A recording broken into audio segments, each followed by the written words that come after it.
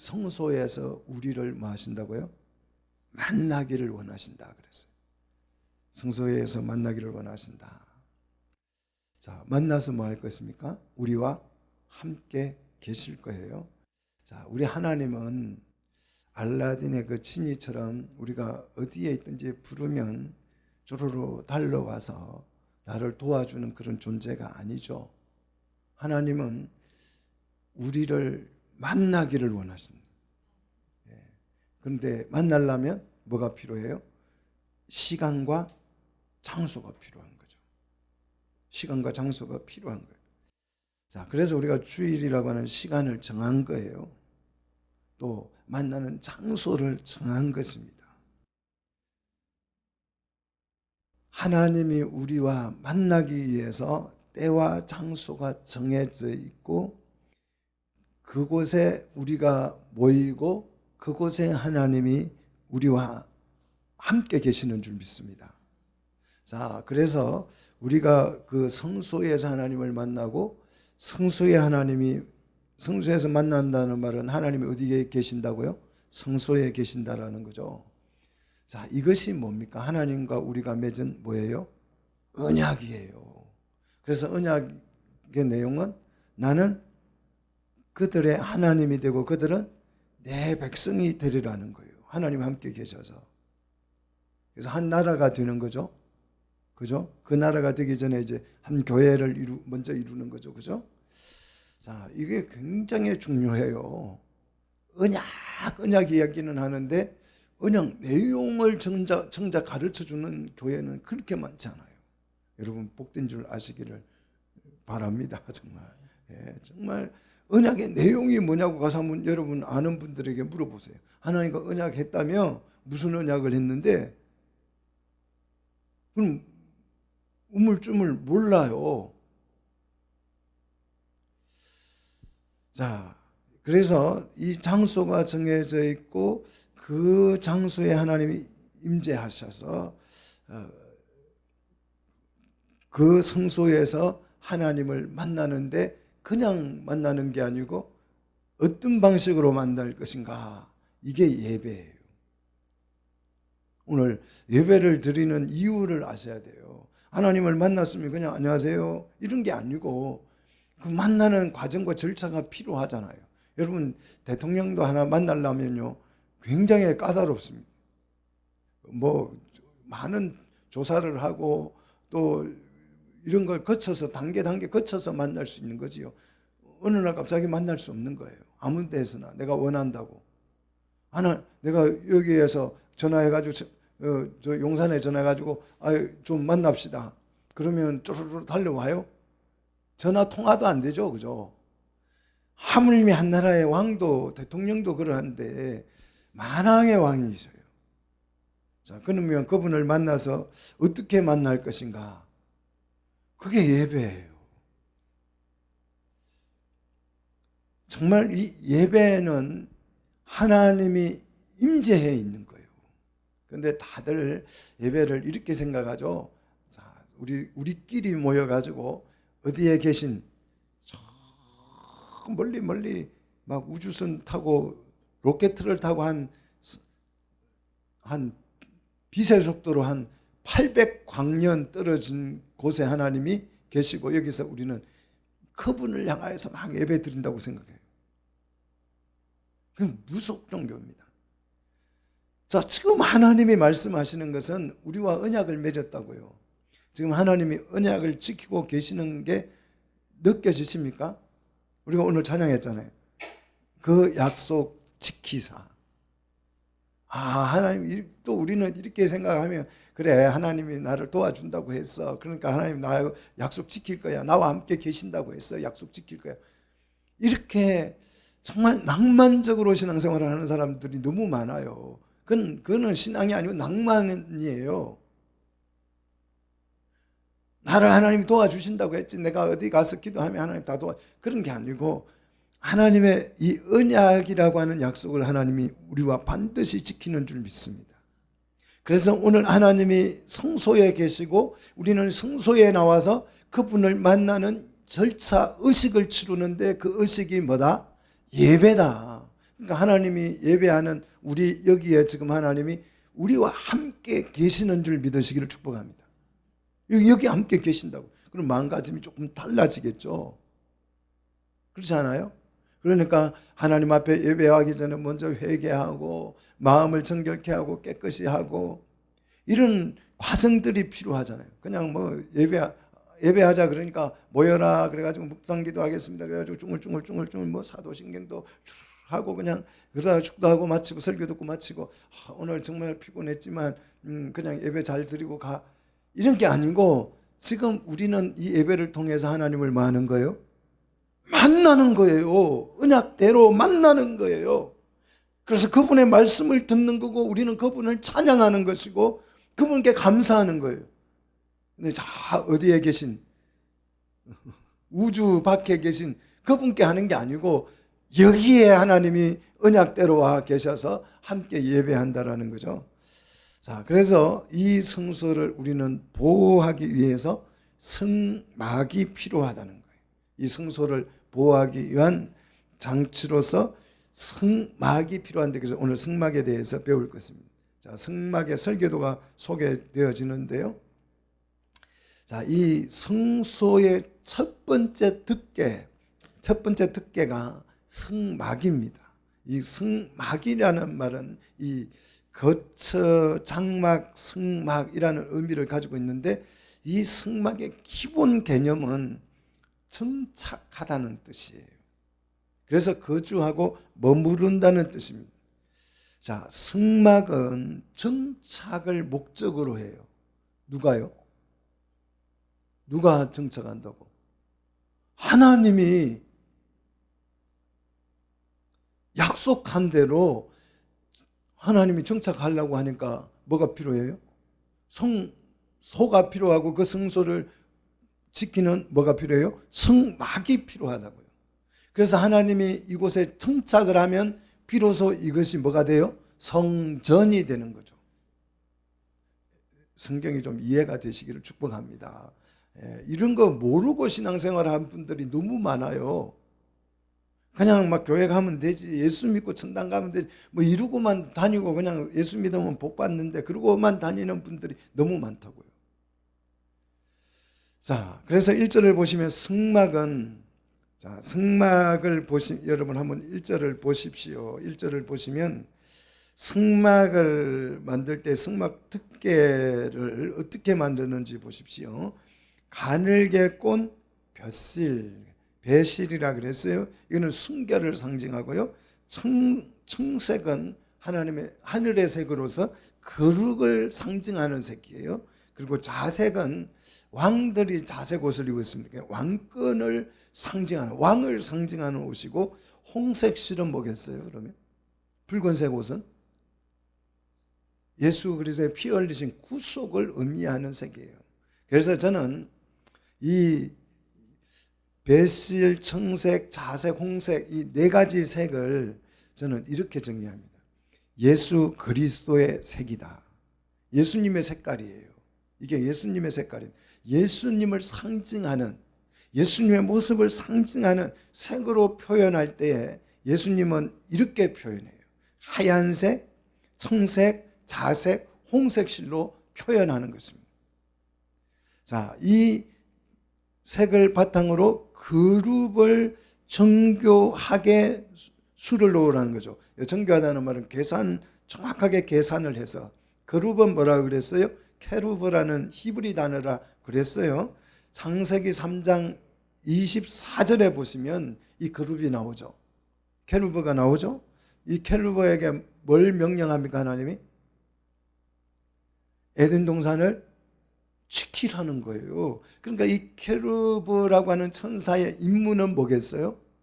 보호하는 의무죠. 보호하는. 그래서 하나님의 임재와 하나님의 교회와 하나님의 백성을 보호한다는 의미로 이 케루브를 수놓는 거죠.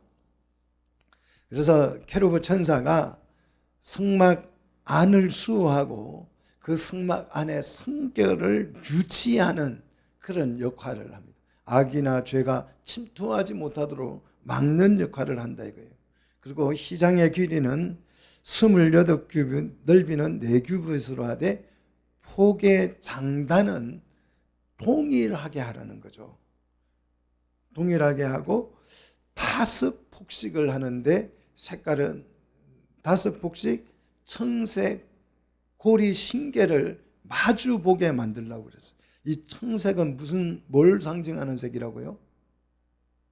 네, 거룩을 상징하는 색. 이 청색은, 자, 그래서 이 고리를, 청색 고리를 만드는 것은 결합시키기 위해서 고리를 만드는 거죠.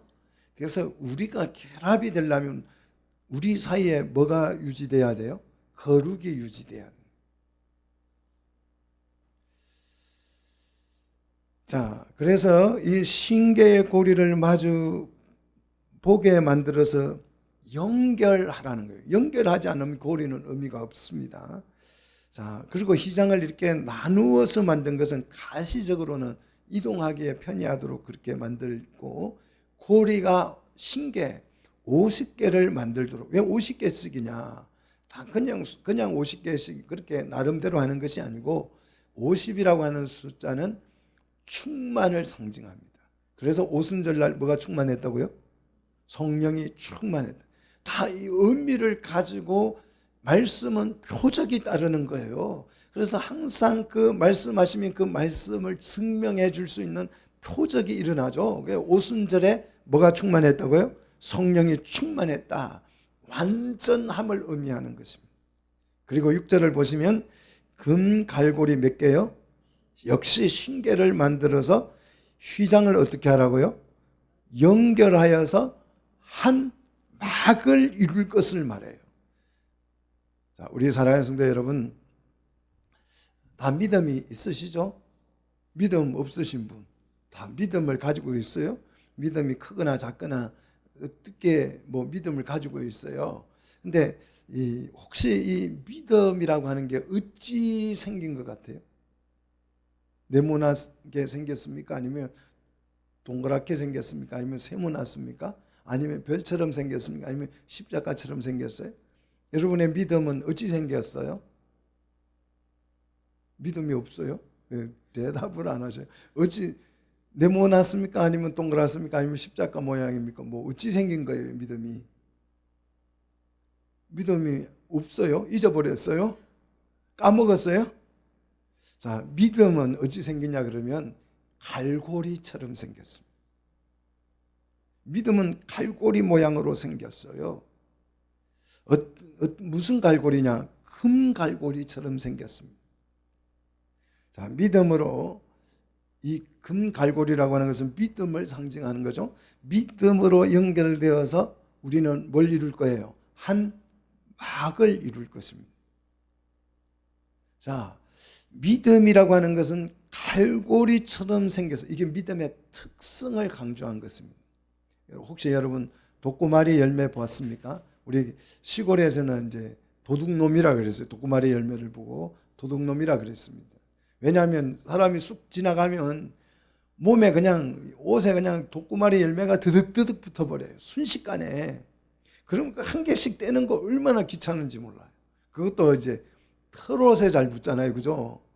정말 짜증나요. 독고마리 열매. 그 독고마리 열매를 보면 끝이 갈고리처럼 생겼습니다. 그래서 옷에 딱 걸려가지고 떨어지지를 않는 거죠. 자, 믿음은 독고마리 열매예요. 무슨 뜻이냐 그러면, 믿음이 있는 사람은 사람에게 가서 달라붙어 버려요. 자석처럼. 그래서 뭘 이룰 거예요? 한 막을 이룰 거예요. 한 교회를 이룰 것입니다. 그래서 믿음이라고 하는 것은 무한히 결합되려고 하는 성질을 가지고 있어요. 요즘 코로나 이후에 가나안 교인이 많다 그러죠. 가나안 교인. 무슨 뜻이에요? 안 나가 교회 안 나가. 나 안 나가. 교회 안 나간다 해서 그걸 거꾸로 하면 가나안이라 그러더라고요. 믿음이 있다고 말해요. 그 사람들이 집에 혼자 앉아가지고 막 주의 십자가 보혈로 막 울면서 막 찬양해. 그거는 믿음이 아니고 감정이에요. 감정. 다 불신자들도 종교심은 있습니다. 절간에 가도 막 엄숙해지고 그래요. 그리고 감동받고요. 그 감동은 아무것도 아니에요. 그냥 내 감성이에요. 감성. 물론 감성이라고 하는 것도 신앙에 있어서 중요한 역할을 하지만 감성만 가지고는 아무런 의미가 없다는 거예요. 믿음이라고 하는 것은 갈고리입니다. 나도 모르게 옆에 지나가면, 주의 백성이 지나가면 탁 걸려요. 그래가지고 딱 결합돼 버리는 거예요. 이게 안 되면 믿음이 없는 것입니다. 나 혼자 도도하게 열심히 신앙생활 해야지, 그거는 믿음이 아닙니다. 종교 생활입니다. 절간에 가서 그렇게 하잖아요. 절간에 혼자 막 열심히 돌을 닦아대요. 돌을 닦아가지고 돌부처가 된대요.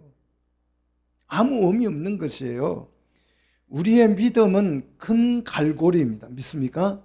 탁 걸어서 안 놓는 거예요. 그래서 결국은 연합되어서 한 몸이 되어버린다는. 그래서 오늘 본문을 보시면 갈고리라는 말이 7번이나 등장을 하죠. 6절에 금갈고리 2번, 11절에 녹갈고리 2번, 32절, 33절, 37절에 갈고리 갈고리 갈고리 갈고리 하잖아요. 이 갈고리가 여러분 마음속에 충만하기를 축원합니다. 예, 갈고리니까 꽁 하고 안 풀고 그게 아니고 옆에 사람과 고리에 뭐 하는 거예요? 흘린다는 뜻이죠.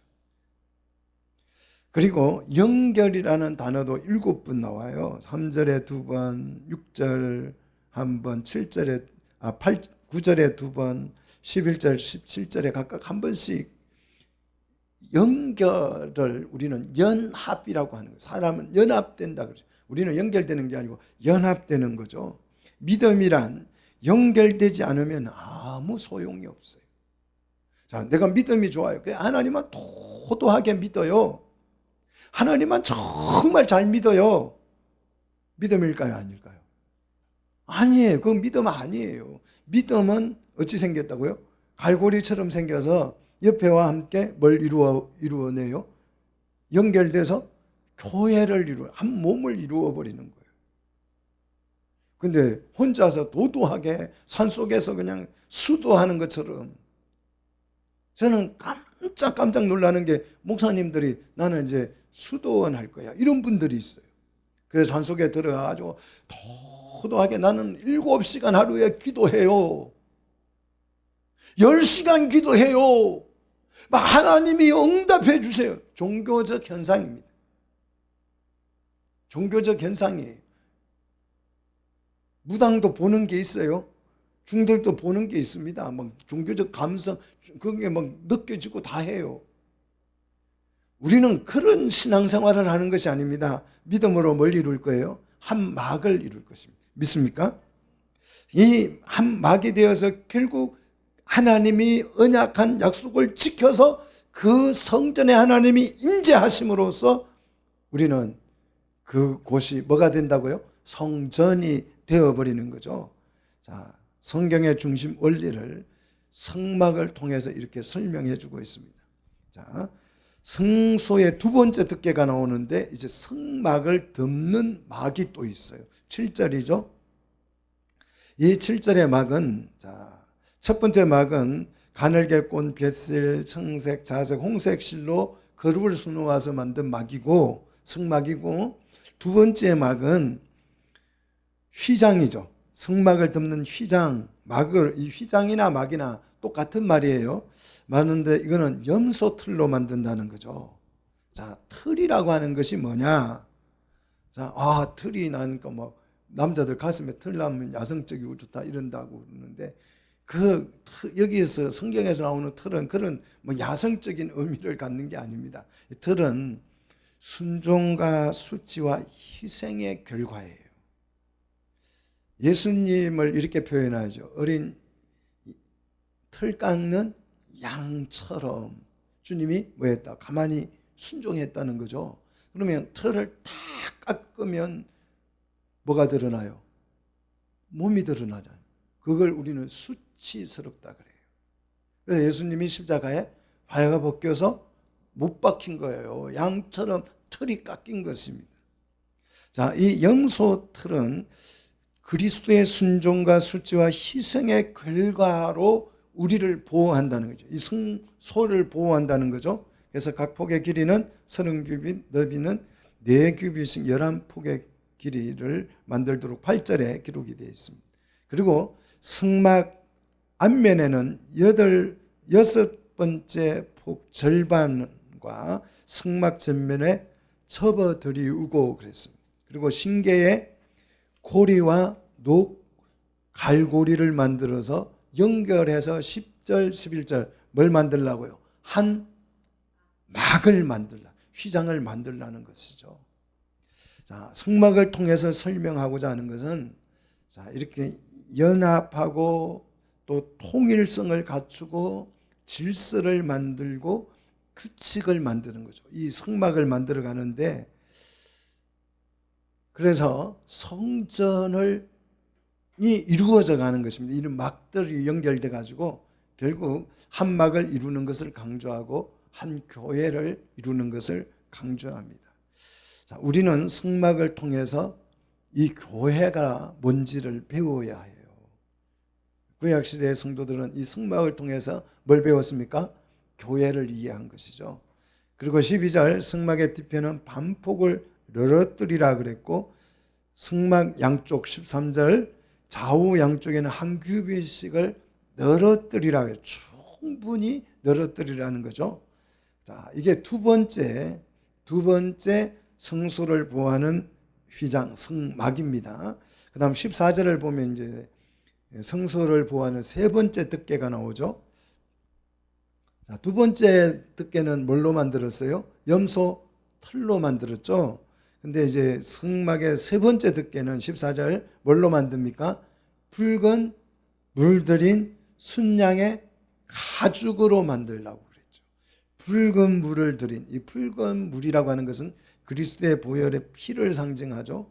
자, 그래서 이 막은 희생과 구속을 예표하는 단어죠. 그리스도의 구속과 희생을 통해서 교회가 보호됨을 의미합니다. 자, 교회는 예수 그리스도의 구속의 은혜로 오늘 또 지켜지고 보호되는 줄로 믿습니다. 자, 하나님이 힘 세잖아요.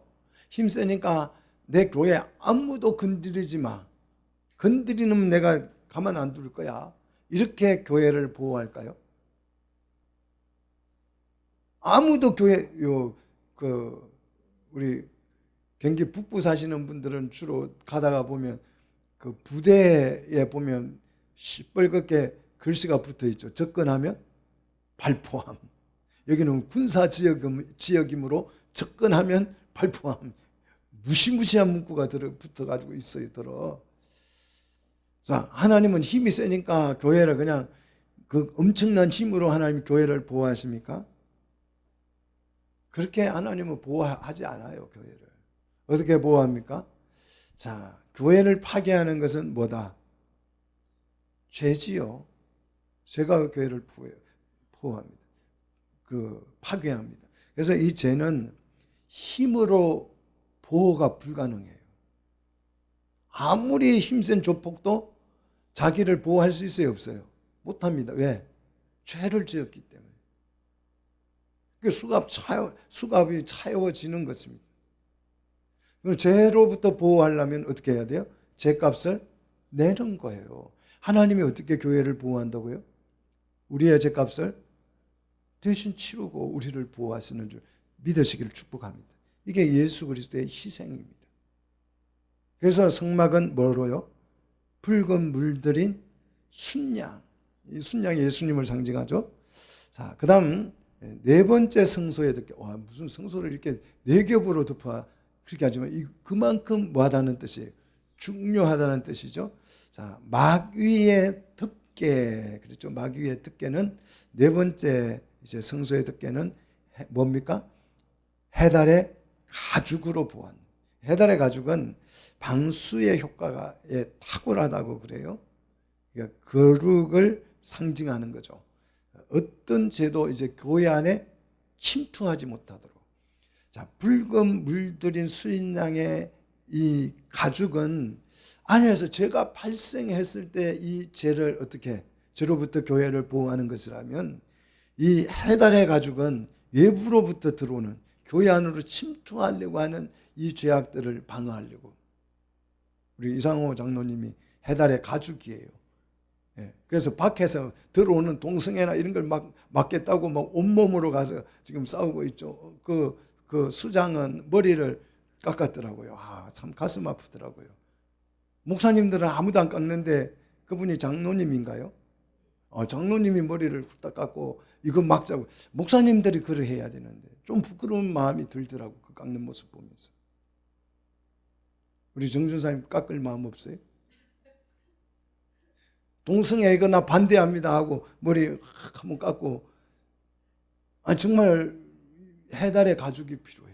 지금 교회 안으로 막 죄악이 밀려 들어와요. 어떤 교회는 밀려 들어와서 아예 동성애 깃발 꼽아놓고 항복해버린 교회가 수도 없이 많습니다. 그 교회는 해달의 가죽이 없는 거예요. 우리 교회는 해달의 가죽이 있어요. 우리 껍질 벗겨가지고 밖에다 걸어놔야 돼.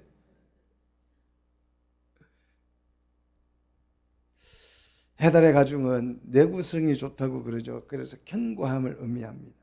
하나님의 임재와 보호와 구속의 희생을 상징하는 의미들이죠. 해달의 가죽은 외부와 구별되어지는 거죠. 이 가죽을 침으로써 외부와 차단시키는 이 거룩을 표현하는 단어가, 의미가 해달의 가죽입니다. 자, 한번 보십시오. 성소를 몇 겹으로요? 4겹으로 보호했습니다. 이 성소는 하나님의 백성을 상징하고요, 하나님이 얼마나 당신의 백성들을 보호하기 위해서 값진 희생을 치르는지를 보여주고 있습니다. 하나님은 성도와 교회를 철저하게 보호했습니다. 믿습니까? 자, 그 다음에 이제 15절로 25절 내용은 성막의 널판입니다. 널판의 재료는 15절 보니까 조각목으로 만든다 그랬어요. 자, 이런 기구들, 이런 뭐 성막, 덮개 이런 것들 전부 다는 우리 성도들을 의미해요. 어떤 성도는 휘장으로, 어떤 성도는 갈고리로, 어떤 성도는 놋 받침으로. 자, 널판으로 또 쓰임 받는 사람도 있죠. 자, 널판은 조각목, 아카시아 나무죠. 광야에 흔히 있는 나무들이라고 그래요.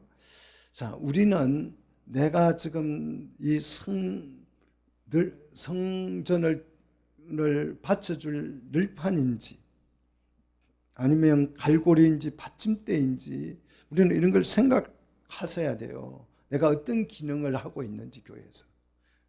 교회가 되기 위해서 어떤 역할을 하고 있는지, 교회 안에서. 널판의 역할이냐, 해달의 가죽의 역할이냐, 이런 걸 생각해야 되겠죠. 자, 널판의 크기는 길이는 10규빗, 넓이는 한 규빗 반이라 그랬죠. 그리고 이 널판에는 17절 보면 두 촉, 돌출부를 말해요. 촉이라는 것은 돌출부를 내어서 서로 뭐하라? 연결하라는 거예요. 끊어지지 않는 게 중요해요. 이 성막은 떨어져 나가면 어떻게 돼요? 끝이에요. 그래서 주님은 떨어져 나간 양을 어떻게 해요? 끝까지 가서 찾아오잖아요. 한 마리를 놔두고. 그래서 무리에 들지 않는 양이 있어. 그 말은 연결되지 않았다는 거죠. 여러분, 떨어지면 죽는 것이에요. 떨어지면 사자밥이 되는 것입니다. 여러분, 교회에 서로 연결고리가 독고마리 열매로 결합해서 떨어지지 않기를 축복합니다. 자, 그리고 연결되려면 이 돌출 두 촉처럼 다듬어져야죠. 안 다듬어지면 연결이 안 돼요. 그러니까 나를 다듬어야지요. 그런데 어떤 사람들은 호약해가지고 자기는 안 다듬고 상대방을 다듬으려고 그래요. 네가 다듬어, 나한테 맞춰. 아니에요. 우리는 각자 우리가 서로 다듬어져야 돼. 부부간에도 다듬어지기를 축복합니다.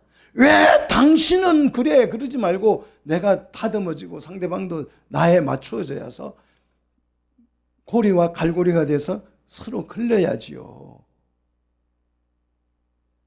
자, 널판의 수는 18절 보니까 남북 쪽에는 벽 벽에 각각 20개, 19절 은받침은 몇 개? 40개. 은받침 역할을 하는 분도 있어요. 또 서쪽의 벽에는 널판 6개, 승막 뒤쪽 널판은 2개씩 두 겹으로 24절에 두 겹 두께로 만들라 그랬죠. 그 다음 25절에 8널판 은받침 16개씩. 그런데 동쪽은 없어요. 왜 그럴까요? 동쪽은 뭐가 돼요? 문이 되겠죠. 그렇죠? 자, 그 다음에 이제 승막의 띠가 나옵니다. 26절로 30절이죠. 승막의 띠, 가로대라고 되어 있습니다. 가로대. 자, 승막 널판을 연결하고 지지하기 위한 조각목 5개의 가로대. 가로대는 띠를 말해요. 띠. 26절에 띠를 말합니다. 가로대를 배치하는데 남북 서 벽에 각각 6개씩. 27절입니다. 동쪽은 뭐라고요? 동쪽은 문이에요. 그러니까 이 가로대를 대면 들어갈 수가 없는 거죠. 그죠? 자, 그 다음에 28절을 보시면 중앙 가로대가 있죠. 널판 중간을 간통하여서 양쪽 끝으로 연결되어져요. 그래서 이제 성소를 만들고 나서 가로대로 이렇게 연결하는데 간통해서 연결해서 걷다가 휘장을 치면 성소와 지성소로 구분이 되겠죠. 자, 그래서 성소와 지성소를 구분하는 가로대가 중앙 가로대죠. 자, 그래서 28절 보시면 여기에 도금을 하게 하고 모든 가로대는 금으로 도금하고 금고리를 만들어서 고정을 시킨다 그랬어요. 30절 같이 읽겠습니다. 너는 산에서 보인 양식대로 승막을 세울지니라. 신앙생활 여러분 마음대로 하지 마십시오. 보인 뭐대로요? 양식대로 하는 거예요. 그러니까 우리끼리 모여가지고 우리 이런 교회 한번 만들어 보자. 저는 교회 한번 만들어 보자. 교회입니까? 아닙니까? 아니에요. 그건 교회 아니에요. 자, 교회는 뭐대로요? 보인 양식대로 만들어져요. 신앙은 내 마음대로가 아닙니다. 성경 해석도 내 마음대로 하면 위험합니다. 우리는 신앙 기준과 권위, 우리의 신앙의 기준과 권위는 뭡니까? 성경뿐이에요. 이게 성경이 보여준 양식이잖아요. 성경뿐입니다. 그런데 대부분 다들 뭐대로 한다 그래요? 말씀대로 성경대로라고 말을 해요. 그런데 가만히 들어보면 성경대로가 아니고 주관대로예요. 자기 주관대로예요. 우리 신앙이라고 하는 것은 우리는 말씀 앞에서 항상 자기를 객관화시켜야 돼요. 우리는 주관적이잖아요. 내 생각이 다 있잖아요. 아무리 어설프 보이는 사람도 자기 생각 다 가지고 있어요. 그래서 물어보면 신앙생활 그렇게 하네. 이렇게 하는 거예요. 신앙생활이 이게 맞는 거예요. 이런 분들 굉장히 많습니다. 신앙생활 그래 하면 안 되지. 이런 분 굉장히 많아요. 자기 나름대로 어떤 신앙적 기준을 가지고 있어요. 그거는 주관입니다. 어떻게 하라고요? 보인 양식대로, 말씀대로. 많은 사람들이 신앙을 객관화시키지 못하고 주관적인 가치를 가져요. 그래서 신앙의 오류에 빠져버립니다. 말씀대로라고 하는데 그 말씀을 들어보면 그 말씀을 자기 주관화시켜 가지고 자기 생각대로 말씀을 해석해요. 그러니까 교회 안에서 이 주관적 성경 해석이 발달하니까 동성애도 괜찮다, 낙태도 괜찮다, 간음도 괜찮다 다 받아들이는 거 아니에요, 교회에서. 동성애가 무슨 죄라고. 그건 문화야, 문화. 그때는 그때고 지금은 지금이고 막 이렇게 성경을 객관화시키지 못하고 주관대로 해석을 해버려요. 지금 그런 게 우리 주변에 흔하게 교회마다 일어나고 있습니다. 다들 설교하는데 말씀대로라고 안 하는 사람 누가 있어요? 다 말씀대로라고 하는데 가만히 들여다보면 말씀대로가 아니고 주관대로예요. 말씀을 막 희한하게 자기 합리화를 시켜가지고 설명을 하잖아요. 자, 성경대로라는 것이 자기 주관적인 가치를 따른 것이라고 하면 성경대로가 아니에요. 성경을 인용할 뿐이지. 항상 우리의 신앙은 말씀대로여야 합니다. 많은 사람들이 그래, 하나님의 뜻이다. 여기에 교회 짓는 게 하나님의 뜻이고, 여기 개척하는 게 하나님의 뜻이고, 이건 뭐 내가 선교 가는 게 하나님의 뜻이고, 그래 놓고 교회 짓다가 뭐 개척했다가 부흥이 안 되면 하나님 뜻 아닌가 보네. 그럼 문 닫잖아요. 도대체 하나님의 뜻이 얼마나 많은지 몰라요. 내가 기도해 보니까 이거 하나님 뜻인 것 같아. 권사님, 집사님 하나님 뜻인 것 같아.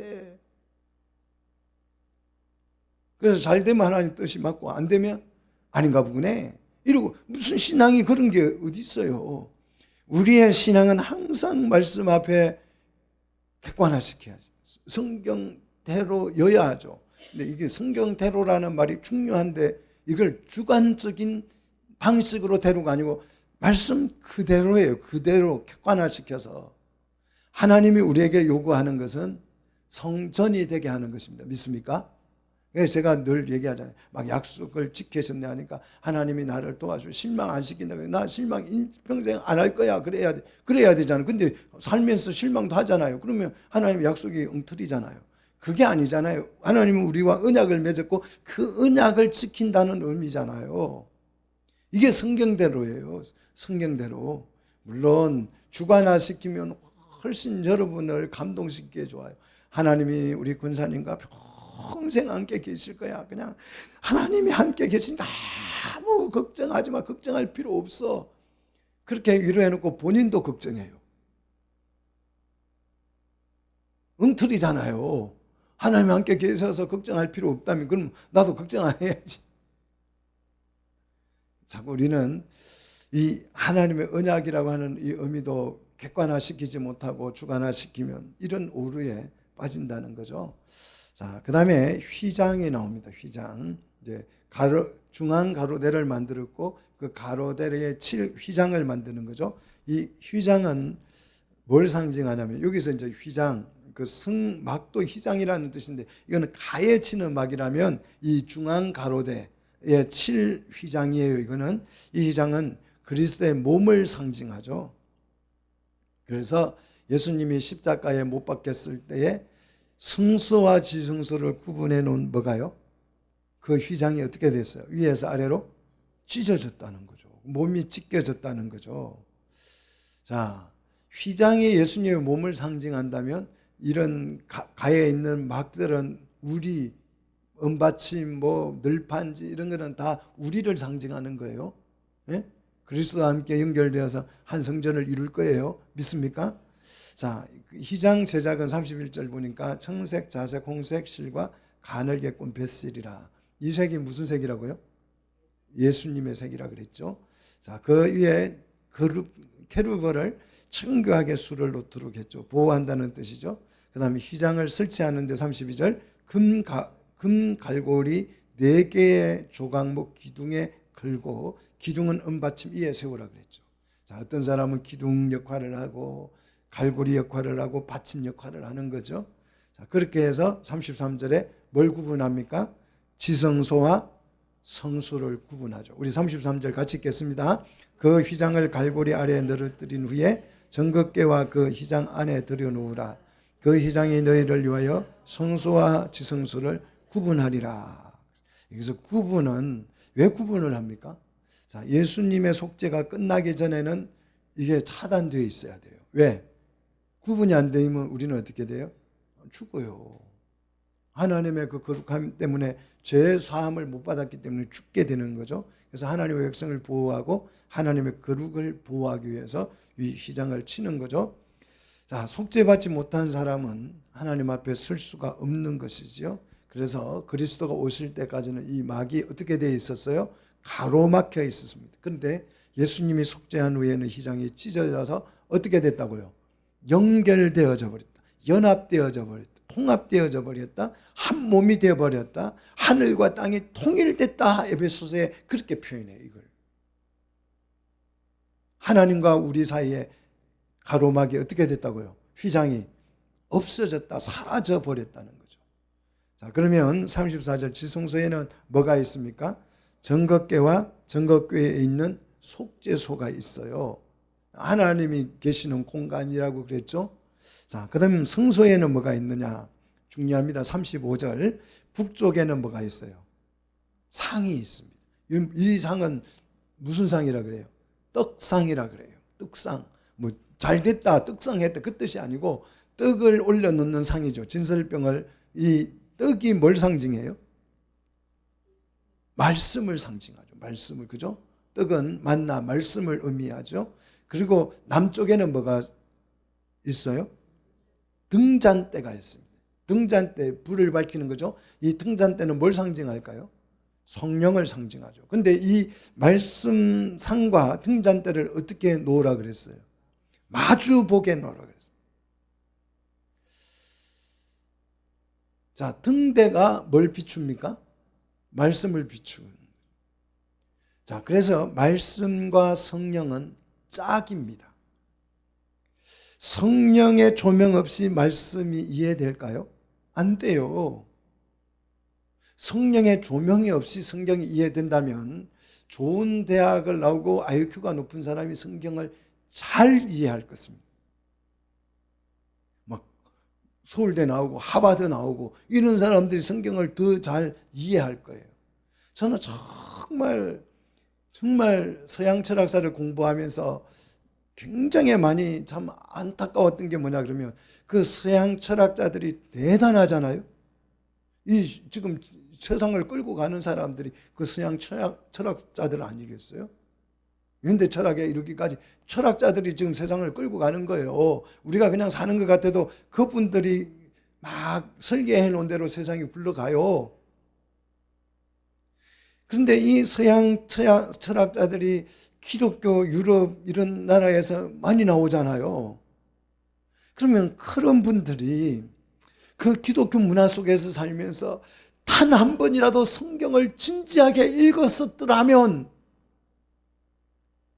칸트나 뭐 이런 분들이 성경을 좀 한 번이라도 제대로 읽었더라면, 그런 안타까움이, 헤겔 같은 사람이 성경을 한 번이라도 제대로 읽었더라면, 제가 맹세합니다. 안 읽었어요. 그 사람들 사상과 철학을 보면 성경을 안 읽고 하는 얘기예요. 성경을 읽었더라면 그런 생각을 할 수가 없어요. 여러분, 경제학자들이 성경을 한 번이라도 읽었더라면, 우리 교인들이라도 성경을 한 번이라도 제대로 정독이라도 한번 해봤더라면, 성경을 안 읽고 그 많은 철학자들, 정치인들이 하기 때문에 세상이 이상해지는 거예요. 그 철학자들이 그 얼마나 머리가 좋아요. 칸트 간 사람 얼마나, 헤겔 얼마나 머리가 좋습니까? 데카르트 얼마나 머리가 좋습니까? 그 성경 문화 속에서 기독교 영향 아래에서 그들이 차고 났는데도 불구하고 성경을 안 읽었어요. 저는 그거 확신할 수 있어요. 읽은 사람 있으면 데리고 와보세요. 제가 1억씩 주겠습니다. 한 명당. 없어요. 그냥 성경을 들은 풍월로 이해한 거예요. 그냥 자라면서 성경 얘기 많이 하잖아요. 뭐 다윗이 메물레 똘 던져가지고 골리앗 잡았대.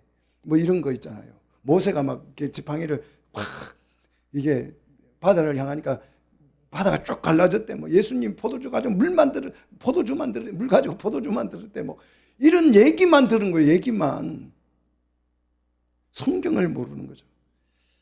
자, 성령의 조명 없이 말씀이 이해 안 돼요. 저는 배운 게 많이 없어도 성령의 은혜로 조명이 잘 되는 것 같아요. 말씀 없이 성령의 역사가 이해 안 됩니다. 말씀과 성전은 동전의 양면과 같아서 뗄래야 뗄 수가 없어요. 그냥 마주보게 해놨죠. 말씀이 역사를 하면 성령이 역사하고, 말씀이 충만해지면 성령도 충만해지는 것입니다. 말씀은 항상 성령의 조명을 받아야 하고, 성령은 항상 말씀에 근거해서 역사를 하는 거예요. 그게 마주보고 있는 것입니다.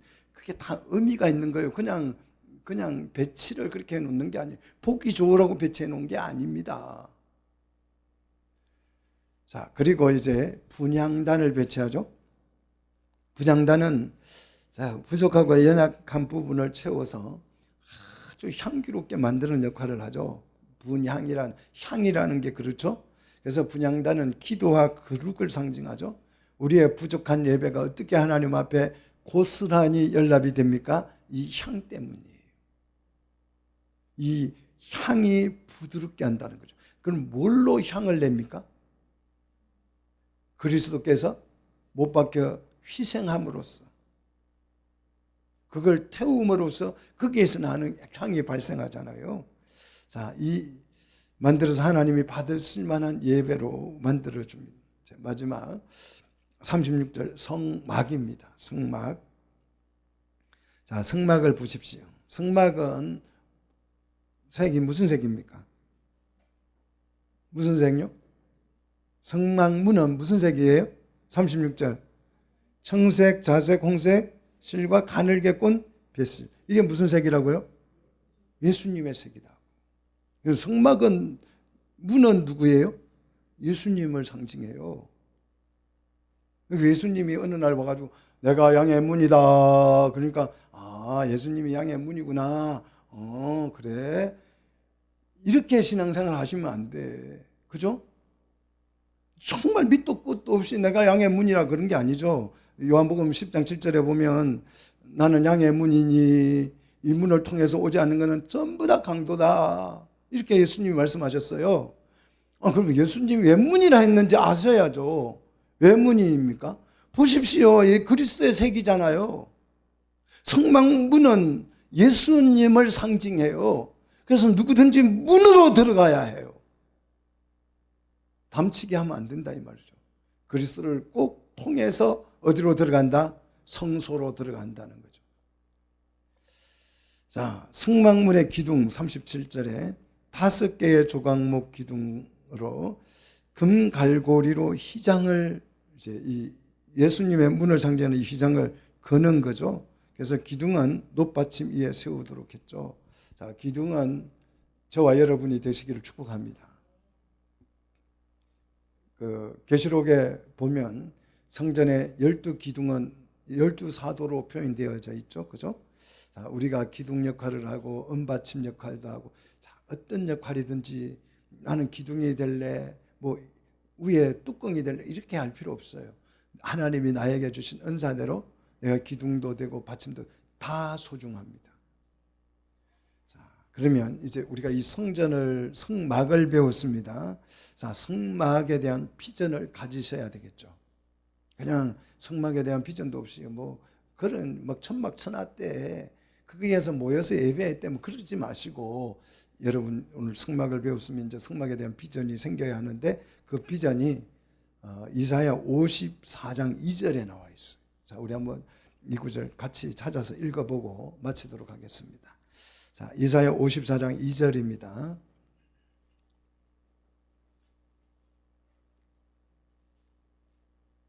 같이 읽습니다. 내 장막들을 넓히며 내 처소의 휘장을 아끼지 말고 널리 펴되 너의 줄을 길게 하여 너의 말뚝을 견고히 할지어다. 내 장막들을 넓히라 그랬어요. 우리 좀 넓힙시다. 우리 너무 협소하잖아요. 좀 넓힙시다. 그리고 내 처소와 휘장을 뭐 하지 말고 아끼지 말라고요. 죽으면 똥돼요. 그러니까 아끼지 말고. 제가 우리 원로 목사님 죽으면 똥되니 그거 팔아서 씁시다. 못 팔더라고요. 똥됐잖아요. 맨날 대출만 받아 쓰다가 인생 종쳤어요. 얼마나 안타깝습니까? 보십시오. 내 처소의 휘장을 뭐 하지 말고 아끼지 말고 어떻게 펴라고요? 널리 펴라고. 우리 성막이 커져야 될 줄로 믿습니다. 그리고 너의 줄을 어떻게 짧게 길게 하면 너의 말뚝을 견고히 하라. 말뚝도 견고해야죠. 작은 바람에도 흔들리고 그래서는 안 되겠죠. 자, 이것이 성막이 우리의 비전, 이게 성막의 비전이죠. 우리는 이 비전을 가져야 될 줄로 믿습니다. 우리를 통해서 교회가 더욱 번성하고 우리 교회를 통해서 하나님의 백성들이 막 출산을 하고 그래서 우리가 양육을 하여서 성장시켜서 하나님의 나라를 이루어가는 우리 귀한 성도들이 되시기를 주의 이름으로 축복합니다. 기도하겠습니다.